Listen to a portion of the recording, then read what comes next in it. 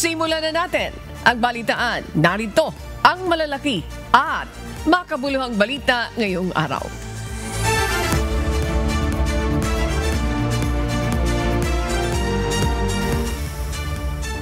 Hindi umano papayag ang mga senador sa last-minute insertions para sa panukalang 2026 national budget. Inihayag ito ni Senate President Vicente Tito Soto III sa isang panayam. Inaasahan sa Martes, December 9 ay aaprubahan na sa third and final reading sa Senado ang kanilang bersyon ng pambansang pondo. Hataw Balita Ngayon! Maaaring isagawa sa bagong Sentro de Turismo Intramuros sa Maynila ang Bicameral Conference Committee meeting na darating na Huwebes. Inihayag ito ng Senate Committee on Finance Chairperson Sherwin Gatchalian sa isang panayam kahapon. Ayon sa senador, government facility ang Sentro de Turismo Intramuros kaya mas mura ang magiging charge dito. Ang pasilidad ay binuksan noong June 12, 2024 at ngayon nagsisilbi itong museo na nagpapakita ng kasaysayan ng Intramuros mula sa pre-colonial times. Hataw Balita Ngayon! Sa pagpapatuloy ng Hataw Balita ngayon, itinanggi ni dating Philippine National Police Chief, retired General Rodolfo Azurin Jr., ang impormasyong magbibitiw na umano siya sa Independent Commission for Infrastructure o ICI. Sa isang panayam, mariing itinanggi ni ICI Special Advisor Azurin Jr. na hindi umano maganda ang kanyang relasyon kay ICI Chairperson retired Justice Andres Reyes na siyang sinasabing dahilan ng kanyang pagre-resign. Ayon kay retired General Azurin, mabuti o maganda naman ang kanyang relasyon sa lahat ng miyembro ng komisyon. Lumabas din ang mga espekulasyong ito kasunod ng pagbibitiw ni ICI Commissioner Rogelio Singson sa independent body na magkakabisa sa December 15. Nagulat nga din ako at na lumabas yan. Walang katotohanan doon sa sinasabi na magre-resign ako because we are not in talking terms with the chairman or we don't see eye to eye. That's a complete na false kasi almost every day, every time na nagre-report ako sa office, I always find time to see the chairman, ask for his guidance, and then he's a very kind na boss. Hataw Balita Ngayon! Naniniwala si Kamanggagawa Party List Representative Eli San Fernando na dapat umanong panagutin si Executive Secretary Ralph Recto, dating Finance Secretary na nasa likodan niya ng paglilipat ng excess funds sa National Treasury mula sa government-owned and controlled corporations, kabilang na ang Philippine Health Insurance Corporation of PhilHealth. Kasunod ito ng deklarasyon ng Korte Suprema na unconstitutional o labag sa saligang batas ang utos na paglilipat ng 89.9 billion pesos excess funds ng PhilHealth sa National Treasury. Giit pa nito, kasunod ng kautusan ng Korte Suprema, labag sa batas ang ginawa ni Recto at dawit dito maging si Pangulong Ferdinand Marcos Jr. Malinaw na iligal ang ginawa ni Executive Secretary Ralph Recto sa basbas na rin ni Pangulong Bongbong Marcos. O ano ka ngayon, Ralph Recto? Tigas kasi ng mukha mo eh. Pinagpipilitan mo pa na kunin yung pondo ng PhilHealth na galing sa mga kinakaltas, sa sahod ng mga manggagawa, kontribusyon ng mga ordinaryong Pilipino. Hataw Balita Ngayon! Isinusulong ng isang senador sa Amerika na si Bernie Moreno ang panukalang batas naman na magwawakas sa pagkakaroon ng dual citizenship sa Estados Unidos. Tinawag itong Exclusive Citizenship Act of 2025. Isa sa layunin ng Senate bill ay mapanatili ang integridad ng isang US citizen kaya hindi niya nararapat na nahahati ang katapatan ng isang US citizen sa kanyang bansa. Naglabas naman ng abiso ang Embahada ng Pilipinas sa United States para sa mga Filipino-American na nangangamba sa bill na ito. Ayon sa Philippine Embassy in Washington, panukala pa lamang ito at hindi pa ganap na batas. Dadaan pa ito sa mahabang proseso ng pagbusisi. Kakailanganin rin ng pag-aralan ng mga mababatas ang probisyong nito dahil malaki ang maaring epekto sa malalaking grupo ng immigrants sa Estados Unidos. Pagtitiyak pa ng Embahada, mahigpit na nakatutok ang Philippine Foreign Service Posts sa Estados Unidos sa pag-usad ng panukalang batas. Hataw Balita ngayon. Sa pagpapatuloy ng Hataw Balita ngayon, ipinag-utos ng Department of Transportation o DOTR sa Land Transportation Franchising and Regulatory Board o LTFRB na patawan ng parusa ang mga taxi driver at transport network vehicle drivers na isnabero o tumatanggi sa mga pasahero. Ayon kay DOTR Acting Secretary Giovanni Lopez, dapat parusahan ang mga nagka-cancel ng booking dahil lamang sa dahilan ng mabigat na ang trapiko o malayo ang pupuntahan. Ipinunto ni Lopez na kung traffic lamang ang dahilan ng mga driver o TNC operator, dapat hindi na lang sila pumasada. Mahirap pa niya na tumatanggap sila ng booking pero ika-cancel lang dahil kawawa ang mga mananakay. Samantala sa December 10, magkakaroon ng public consultation ang DOTR sa mga TNVS company upang pag-usapan ng issue kaugnay ng taas pasahe. Hataw Balita ngayon. Nasa halos 1,500 na mga special permits ang ilalabas ng Land Transportation Franchising and Regulatory Board o LTFRB para sa mga provincial buses sa darating na holiday season. Sinabi ito ni Department of Transportation o DOTR Acting Secretary Giovanni Lopez sa isang panayam. Ayon sa opisyal, mula December 15 hanggang January 16, ang bisa ng special permits na ito ay upang siguruhin may sapat na provincial bus para sa mga biyaherong pasahero. Hataw Balita ngayon. Nagbabala ang Department of Agriculture Bureau of Animal Industry o DABAI sa publiko, lalo na sa mga nag-aalaga at nagnenegosyo ng kambing at tupa, pati na sa mga veterinaryo kaugnay na nakitang sakit sa hayop sa Southeast Asia. Sa inilabas na abiso ng ahensya, ang naturang sakit ay tinatawag na Pestidipiti ruminants o PPR na pangunahing nakikita sa alagang kambing at tupa. Bagamat nananatili pang PPR-free ang Pilipinas, pinag-iingat pa rin ang publiko upang maiwasan ang pagpasok ng sakit sa bansa. Ang peste na ito o PPR ay isang nakakahawang sakit sa tupa at kambing na may mga symptoms gaya ng lagnat, pagmumuta at sipon, pagsusugat ng bibig, pulmonya, severe diarrhea at mataas na bilang ng pagkamatay. Paalala ng DA na kung may makitang ganitong mga symptoms ay agad na i-report sa pinakamalapit na provincial city o municipal veterinary o agriculture office upang maimbestigahan at makumpirma sa laboratorio. Hataw Balita ngayon. Mayroong naghihintay na water bill discount sa mga low-income beneficiaries na expanded pambansang pabahay para sa Filipino o 4PH program. Kasunod ito na naging kasunduan ng Social Housing Finance Corporation o SHFC, the Department of Human Settlement and Urban Development at ng Metropolitan Waterworks and Sewerage System Regulatory Office. Layo ng partnership na magkaroon ng Enhanced Lifetime or Lifeline Program o ELP ang mga benepisyaryo ng SHFC. Sa ELP, mayroon ibibigay na discount sa basic charge ng mga water bill ng mga benepisyaryo na mayroon konsumo na 20 cubic meters o mas mababa naman kada buwan. Hataw Balita ngayon. Dumaong naman sa Palawi Island sa Santa Ana, Cagayan ang international cruise ship na Coral Geographer na lulan ang mga Australian tourists. Mainit silang sinalubong ng community guides at ng Palawi Island Environmental Protectors Association o PEPA.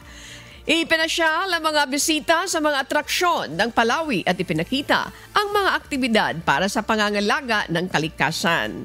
Nakita ang pagdating ng mga cruise ship bilang malaking oportunidad sa turismo ng lalawigan. Ang Coral Geographer ay bagong cruise ship na dinisenyo para maabot ang mga lugar na hindi kayang daungan ng mas malalaking barko.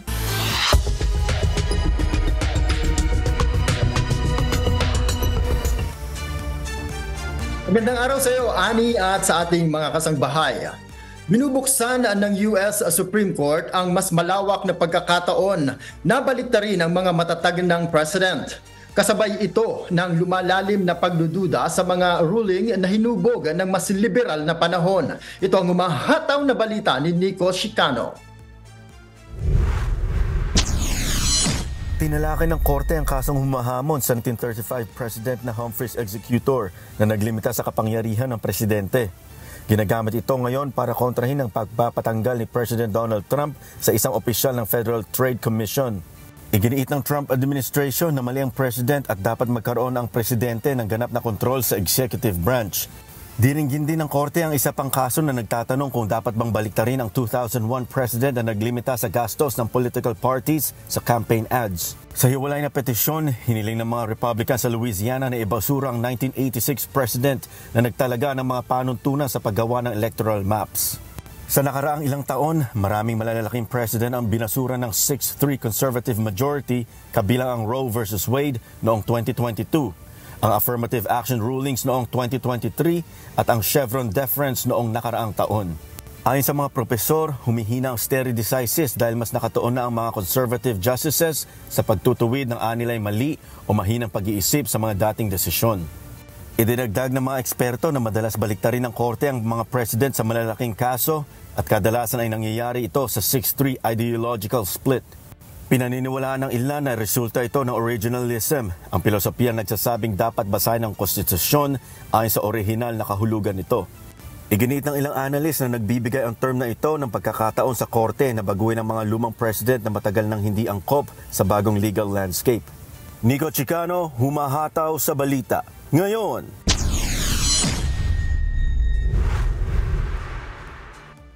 malapit nang matapos ang peace deal para sa Ukraine ayon sa pahayag ng US Special Envoy. Pero naninindigan ng Kremlin na kailangan muna ng radikal na pagbabago sa mga panukala ng Estados Unidos. Mula sa Edmonton, Canada, may humahataw na balita si Jeffrey Coz live.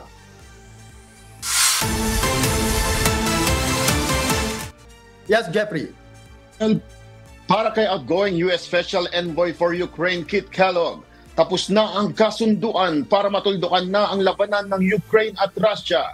Sinabi ni Kellogg sa Reagan National Defense Forum na ang dalawang pinakamalaking balakid sa peace deal sa pagitan ng Kyiv at Moscow ay ang kinakaharap ng teritoryo sa Donbas at ang kontrol sa Zaporizhia Nuclear Power Plant na kasalukuyang nasa ilalim ng Russia. Kinumpirma naman ng Kremlin na tinalakay ni Putin, Trump at Special Envoy Steve Witkoff at Jared Kushner ang mga territorial problems na tumutukoy sa pag-aangkin ng Russia sa buong Donbas kahit may mahigit 5,000 square kilometers para ring kontrolado ng Ukraine.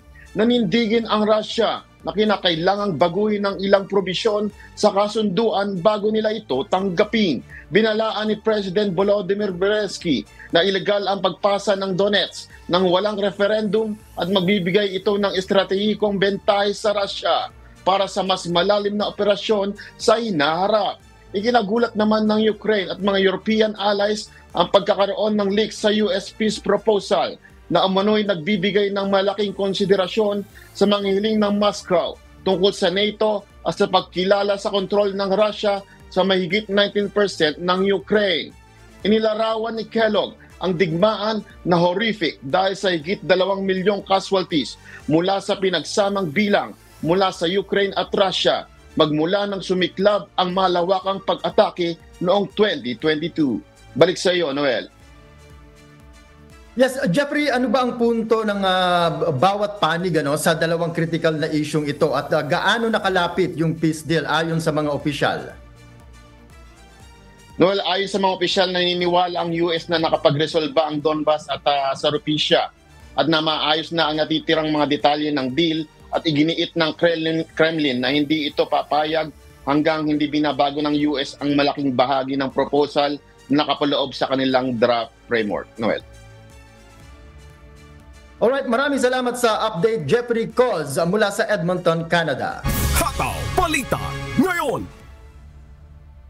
Naglock ng kanilang radar ang Chinese military aircraft sa Japanese Air Self-Defense Force fighter jets ayon sa Defense Ministry ng Japan. Dalawang pagkakataon umano nagsagawa ng lock radar ang Chinese J-15 aircraft sa fighter jets ng Japan noong Sabado. Ayon kay Japanese Prime Minister Sanae Takaichi, mahigpit silang magsasagawa ng surveillance sa karagatan at himpapawid para bantayan ang aktibidad ng Chinese military. Hataw Balita ngayon. Mayroon na lamang 12 survivor mula sa Pearl Harbor attack ang nabubuhay sa ngayon sa ika-84th anniversary ng pag-atake. Gayunman sa kauna-unahang pagkakataon. Sa kasaysayan, walang mga veteranong nakadalo sa 84th anniversary ng komemorasyon ng Pearl Harbor nitong linggo. Lahat ng mga veterano sa Pearl Harbor attack ay pawang centenarya na sa ngayon. December 7, 1941, nang atakihin ng Japan ang naval base ng United States sa Pearl Harbor sa Hawaii, kung saan nasa 2,400 na mga Amerikano ang nasawi. Hataw Balita ngayon.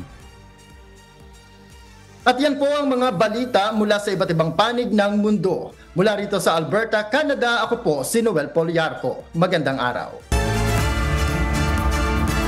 Maraming salamat, Noel Poliarco. Samantala, patuloy po kayong umantabay. Magbabalik pa ang Hataw Balita ngayon. Makakapanayam natin ngayong umaga si Undersecretary Aboy Paraiso, ang Executive Director ng Cybercrime Investigation and Coordinating Center o CICC, upang pag-usapan ang mga online holiday scams at frauds. Magandang umaga po sa inyo, Yusek Aboy. Magandang umaga ho, Ma'am Annie. Maraming salamat po ulit sa pag-imbita sa akin sa inyong programa. Maraming salamat po. And this season, ano po ba ang mga madalas na uri ng online holiday scams na naitatala ngayon ng inyong tanggapan at paano ito agarang maiwasan ng publiko habang namimili po sila online, Yusek Aboy? So yun nga ho, naglabas ho tayo ng paalala kasama ho ang mga private sector partners natin katulad ng Scamwatch po at ang Meta about the 12 scams of Christmas. Nangunguna po dyan, yung top 2 dyan parati. Pag gantong kapastukuhan, yung mga online shopping scams at saka yung online delivery scams, magkadikit po yan eh. So sa online shopping scams, na-monitor natin because of sa holiday, mga kababayan natin gusto mamili ng mga ipapamasko nila, gusto makatipid. Kinakagat nila yung mga iba't ibang mga deals at saka mga promos na lumalabas sa feeds nila. Ang hindi ho natin alam, dinadala ho tayo ng pag-clinic natin itong mga feeds na to. Dinadala ho tayo sa mga websites, mga scam websites, whether it's phishing or minsan naman ho talaga mga financial scams, kukunin yung mga bank details natin. Or yung iba naman, kunwari, bibili ka sa kanila pero ipapadala ibang quality or ibang bagay bukod sa binili mo. So, kadikit po niyan yung delivery scams. Kung saan naman, minsan kahit wala tayong order, kunyari may pinapadeliver sa mga kasama natin sa bahay, lalo-lalo na sa tiyempohan nila, wala tayo. Tapos, ang mode of payment is cash on delivery, kunyari. So, hindi na nila ipapabukas. Pag binuksan nyo, pagdating sa bahay, iba na yung laman. Minsan nga, nakaka-receive tayo reports na bato yung nakalagay or basahan na nakalagay. So, these are the top 2. Kasama rin ho dyan yung mga financial scams, yung love scams, hindi rin ho nawawala, travel scams, at marami pa hong iba. Okay. So marami pala po yan. Ano po, itong mga binanggit niyo po, Yusek Aboy. Now, punta naman natin doon sa mga cyber criminals. Ano yung mga bagong modus na ginagamit nila ngayong holiday season? May mga bagong kagamitan ba, mga device na kayo'y natuklasan mula dito sa grupong ito? Lalo na po yung ginagamit nila sa social media, e-commerce platforms. At kung ito'y natuklasan ninyo, paano ito tinutugunan ng inyong tanggapan, Yusek Aboy? Nakikita ho natin, no, gumagamit sila heavily ng mga sponsored sites sa mga social media platforms. Kaya nga kinakausap natin yung mga social media platforms para sila mismo bantayan nila yung mga nag-a-advertise sa kanila ng mga scam sites. At nakikita din ho natin na kumakalat ulit yung mga text blast devices, yung mga IMSI catchers para naman ho mag-blast ng text ng mga iba't ibang mga promos tapos paglalagay ng link at saka hyperlink sa mga text messages na to. So, ito yung nakikita natin trends na medyo pumapalo ngayong Pasko. Tayo naman hindi nagkukulang. Nakikipag-coordinate tayo sa mga social media platforms at sa mga law enforcement agencies para naman sa mga IMSI catchers. Yusek, ano yung dapat gawin? Let's say for example, nabiktima ka na. Ano po? Sana naman wag. Let's say for example, nabiktima ka na ng online scam. Ano yung first steps na dapat nilang gawin? Saan dapat mag-report? At gaano kabilis na ina-actionan po ng inyong tanggapan, katuwang ang ibang mga ahensya ng gobyerno pag ganito po yung mga kaso, especially ngayon nga pong season na ito, Yusek Aboy? Tayo naman ho parating nagpapaalala na para hindi ho tayo mabiktima, no? Mag-adapt tayo ng 4 na qualities. Una ho yung maging madamot tayo sa information natin. Tapos maging mapanuri, maging mapagduda. Hindi naman ho masama na tiyakin natin na yung at pagdudahan natin yung mga bawat tao na kumakausap sa atin saka bawat alok na binibigay sa atin. Kailangan din ho maging snap tayo. Ibig sabihin ho, pag may nare-receive tayo mga text messages or mga promos, hindi naman ho masama na huwag natin silang pansinin at huwag natin patulan, lalo na if it's too good to be true. And pangalap pa to, ugaliin natin mag-report. Kahit hindi tayo nabibiktima, kailangan natin mag-report para naman walang ibang mabiktima, mablock na natin mga numbers na yan, mahuli na natin yung mga yan. Pwede ko kayo mag-report sa aming tanggapan sa mga social pages natin. At meron tayong hotline 1326 po. Within 24 hours, so kailangan may feedback na ho kami sa inyo about the status of your cases. Okay. At this point po ba, mula nung Enero, ngayon po ay 8 na tayo. Mayroon ba tayong update na makukuha sa inyo kung ilang porsyento na po ang mga na-victimize this time po, Yusek Aboy? Well, fortunately, because of our extensive and intensive educational campaigns saka yung mga information drives natin, medyo mas mababa from last year. It's there's around 50% reduction, pero again, hindi tayo umaasa na ma-maintain natin ito dahil maaga pa naman ho. Medyo siguro masama rin ho yung ekonomiya kaya hindi rin masyado maraming namimili. So we're factoring in different scenarios, pero nakahanda ho ang CICC para dyan. Okay, doon sa mga reported cases na yan, sa inyong tanggapan, Yusek Aboy, ano yung kalimitan na nagiging problema o kalimitang ginagawa sa kanila? Well, yan ay yung mga online shopping scams ngayon Kapaskuhan, because of unang-una ho, yung mga promos na kiniklik nila, whether it's on their social media pages or minsan tinatexto sila. Tapos sabi nila, nakiklik nila. And parati natin pinapaalala sa mga kababayan natin, tayo mas-scam, di tayo maluloko. Pag wala tayong participation, kaya nga isa sa mga pag-uugali na gusto namin ma-adapt ng mga kababayan natin maging snub eh. Pag may mga ganyang text, huwag nyo napansinin. Okay. At this point po, Yusek, sa pagkakataon to, ulitin natin, ma-emphasize nyo muli yung mga announcements nyo para mabigyan natin ng warning, mabigyan natin ng reminders ng publiko para hindi po sila mabiktima ng mga scammers na yan sa ating holiday season na ito. Go ahead po, Yusek Aboy. Thank you po sa pagkakataon sa ating mga kababayan again. Mag-ingat po tayo at saka maging mapanuri at saka maging mapagmatsyag ngayong Kapaskuhan. Marami ho ang kumakalat dahil again, alam nila na may pera tayo at kaugalian natin na mamigay ho at saka mag-shopping para sa mga mahal natin sa buhay. At they'll take advantage of this.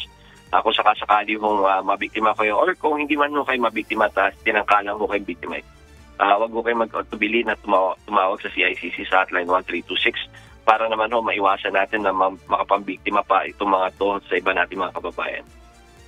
Okay. Thank you for finding time with us. Maraming salamat, Yusek Aboy Paraiso, Executive Director ng Cybercrime Investigation and Coordinating Center. Thank you so much po. Magandang umaga. Maraming salamat din po, Ma'am Manny. Morning po.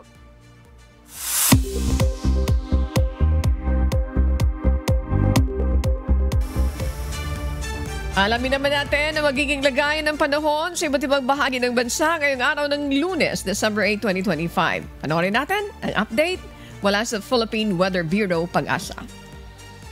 Magandang umaga po sa inyong lahat at live mula dito sa Pag-asa Weather Forecasting Center. Narito na ang lagay na ating panahon ngayong araw ng Lunes, December 8, 2025. Solemnity po ng Immaculate Conception.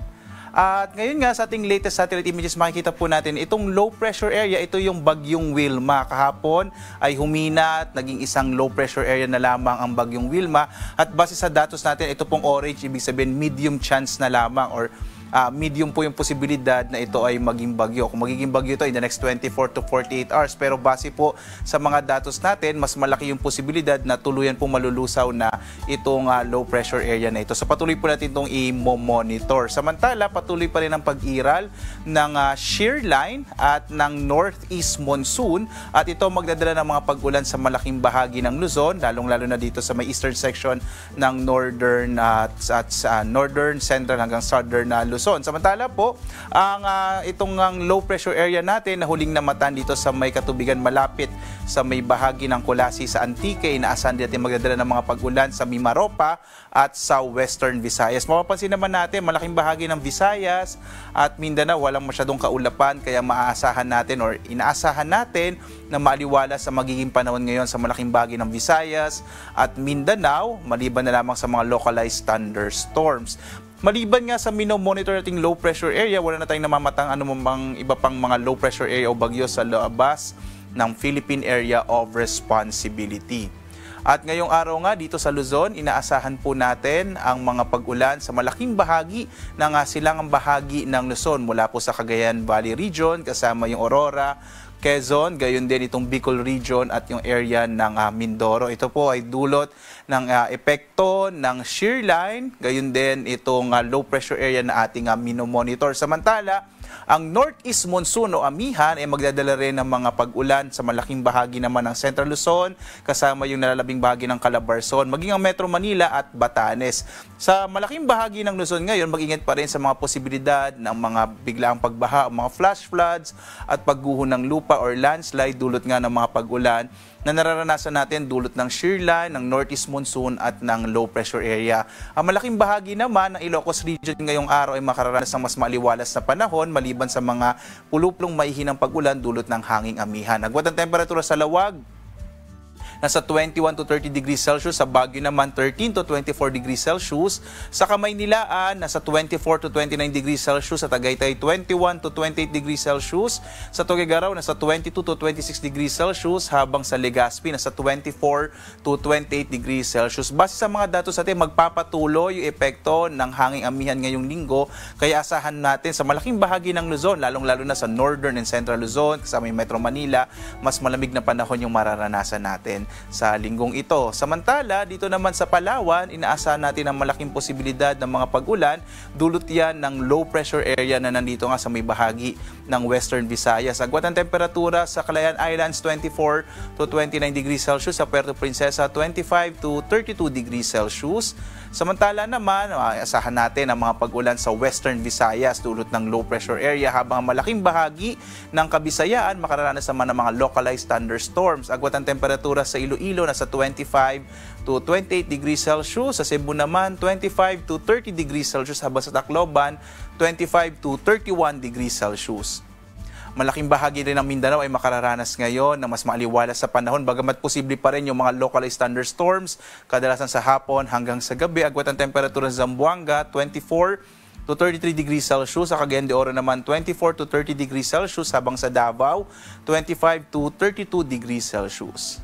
At ngayong alas 5 nga na umaga ay nag-issue po tayo ng weather advisory. Ito inaasahan natin na malalakas sa mga pag-ulang maaring maranasan sa susunod na hanggang 3 araw. So today po, asahan natin ang malalakas sa mga pag-ulan pa rin sa malaking bahagi ng Cagayan Valley Region kasama may Aurora, Quezon at gayon din dito sa may Oriental Mindoro. Ito po ay dulot ng low pressure area at ng shear line na nakakapekto dito sa Luzon. Ito po yung mga lugar na maging alerto po sa mga posibilidad nga ng malalakas sa mga pag-ulan na maaaring magdulot ng mga flash floods and landslides. Pagdating ng araw po ng Martes bukas, magpapatuloy yung mga pag-ulan lalong-lalo na dito sa may area ng Cagayan Valley Region at Cordillera. Mag-ingat po kayo dahil tuloy-tuloy po itong mga pag-ulan na to. Ito ay dulot pa rin ng shear line na magpapatuloy hanggang araw ng Miyerkules, December 10 po. So dahil sa inaasahan natin na malalakas sa mga pag-ulan dito sa may eastern section ng Northern Luzon kasama ang Cordillera, ay kailangan po maging alerto itong mga kababayan natin sa bahaging ito ng ating bansa, ng Luzon,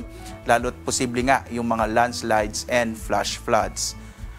May nakataas pa rin po tayong gale warning sa lagay ng ating karagatan, partikular na dito sa may silangang bahagi ng Northern Luzon, partikular na itong silangang baybayin ng Cagayan.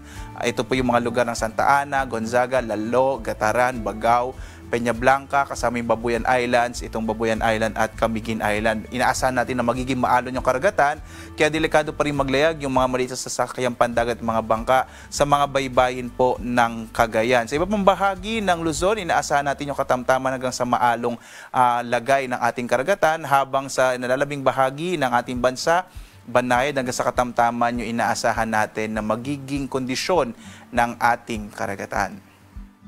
Samantala, ang ating araw ay sisikat mamayang 6:09 na umaga at lulubog, ganap na 5:27 ng hapon.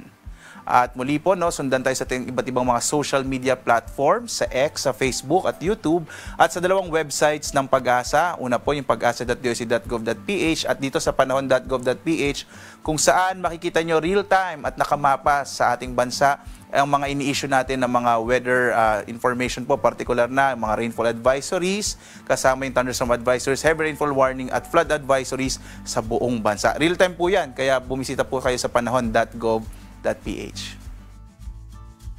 At napanood po natin ang update mula kay Pag-asa Weather Specialist, Obet Badrina. Obet, magandang umaga po sa inyo. Salamat sa Diyos.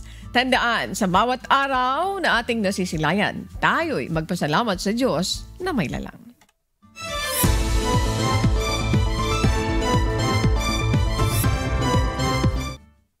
Samantala, mahigit 11,000 pamilya ang naapektuhan ng pagbaha at landslide bunsod ng pinalakas na amihan at bagyong Wilma. Nasa mahigit 6,000 na pasahero rin ang stranded sa mga pangunahing pantalan sa Kabikolan. Si Sherry Galicia, humahataw.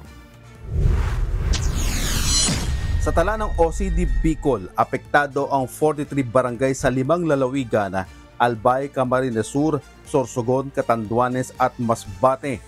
May 210 pamilya o 570 individual ang nanatili sa 11 evacuation center sa Bagamanok at Digmoto sa Catanduanes at sa Pio Vicor po sa Masbate. Nakapagtala ng pagbaha sa barangay Vel Amor at Maoyod sa Legazpi City at 2 barangay sa Calabanga, Camarines Sur. Muli rin binaha ang barangay Masarawag sa Ginubatan at lumubog sa hagantuhod ng tubig ang mga bahay sa barangay 5 Bulaso sa Bakakay, Albaya. Nagkaroon din ng landslide sa barangay Buhatan na Santo Domingo kung saan 3 bahay ang natabunan at gumuho ang lupa sa tabing kalsada ng barangay Bariis, Tiwi, Albaya. Umabot sa 6,473 pasahero, 1,662 rolling cargos at 5 sasakyang pandagat at 2 motorized bangka ang na-stranded sa mga pantalan sa Bicol dahil sa sama ng panahon. 6 na barangay roads din ang hindi madaanan ng lahat ng uri ng sasakyan at 1 ang passable lamang sa light vehicles. Nagkaloob naman ang DSWD Bicol ng mahigit 800,000 pesos halaga ng family food packs at ready-to-eat food bilang tulong. Jerry Galicia, humahataw sa Balita Ngayon. Maraming salamat, Jerry Galicia. Samantala, nagdulot ng baha ang tuloy-tuloy na pagbuhos ng ulan sa Catanduanes dahil sa shear line. Ilang barangay ang isolated dahil sa nasirang spillway. Si Dan Hersalia, humahataw. Bumaha ang ilang lugar sa Catanduanes dahil sa malakas na ulan simula Sabado. Sa barangay Inalmacenan, Karamuran, pumasok na sa bahay ang tubig. Inilikas naman ang mga residente dahil sa biglang pagtaas ng ilog sa barangay Dugi, San Isidro, Virac. Humigit kumulang 350 residente sa Tobrihon at JM Alberto San Miguel ang apektado dahil sa nasirang spillway. Hindi makadaan ang anumang sasakyan patungo sa dalawang barangay. Nasira rin ang spillway sa barangay Almuela, Viga at Dugi 2O, Virac. Dan Hersalia, humahataw sa balita ngayon. Maraming salamat, Dan Hersalia. Samantala, matapos ang 2 araw na kanselasyon ng biyahe, muli nang pinayagan ang pagbiyahe ng mga barko sa pantalan ng Sorsogon dahil sa paghina ng bagyo. Si Resty Gosmo, humahataw. 2 araw na kansilado ang mga biyahe simula December 4 hanggang 6 dahil sa bagyong Wilma. Ilang pasahero at sasakyan ang stranded at nakapila malapit sa pantalan. Dumating kami dito ng Webes ng gabi po. Mga alas 11 yata ng gabi. Sabi, cancel daw yung biyahe ng barko kasi dahil may bagyo nga parating na bagyo. Hanggang ngayon wala pa naman, hindi pa na kami natawag. Wala pa kami ticket kasi kapila sa number. Wala pang. Tsaka nag-ingat gawa din ng bagyo. Medyo malakas ang ulan sa daan. Mga motor lang kasi kami, kaya medyo binigala namin. Dahil sa weather advisory ng Pag-asa, muling pinayagan ang biyahe ng mga barko kahapon, December 7. Sa ngayon, wala namang problema kasi mamaya daw, mga gabi, sasakay na daw. Wala na daw, kumbaga, inihintay na daw. Wala nang signal na okay na yung ferry, makatawid na mamaya. Nagkansela rin ng face-to-face classes ang ilang munisipalidad simula Huwebes.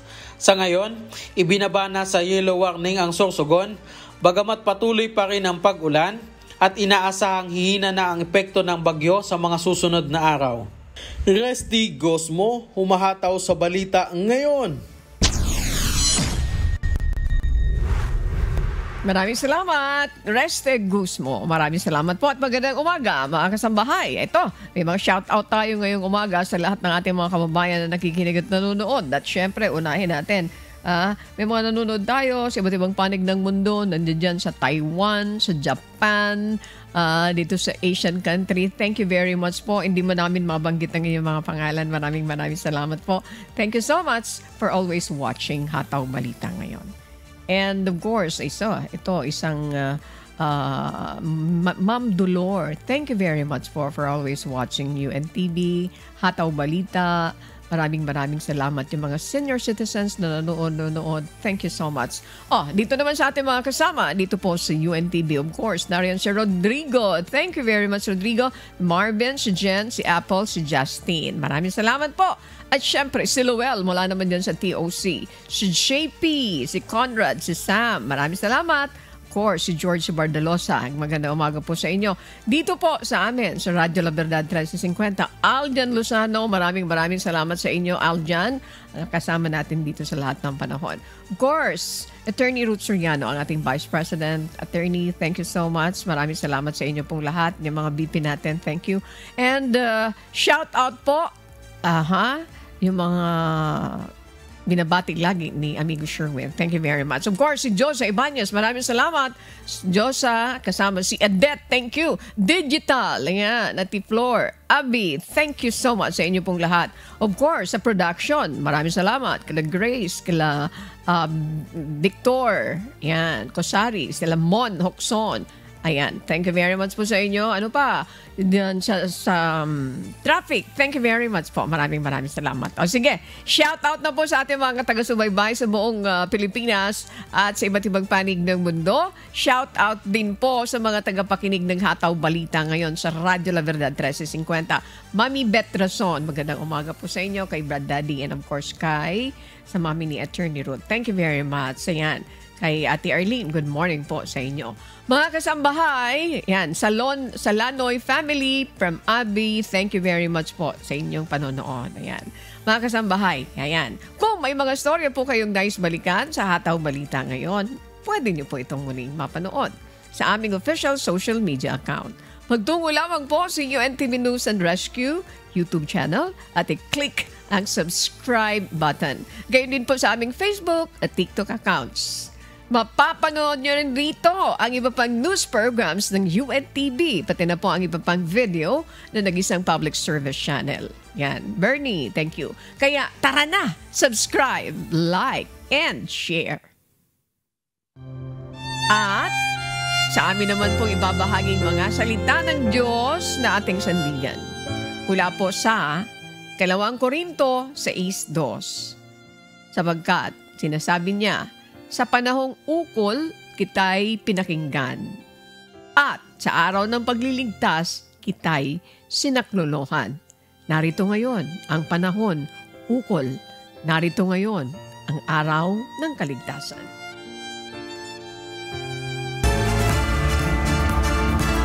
At yan po ang mga humahataw na balita ngayong umaga ng Lunes, 8 sa buwan ng Disyembre, 2025.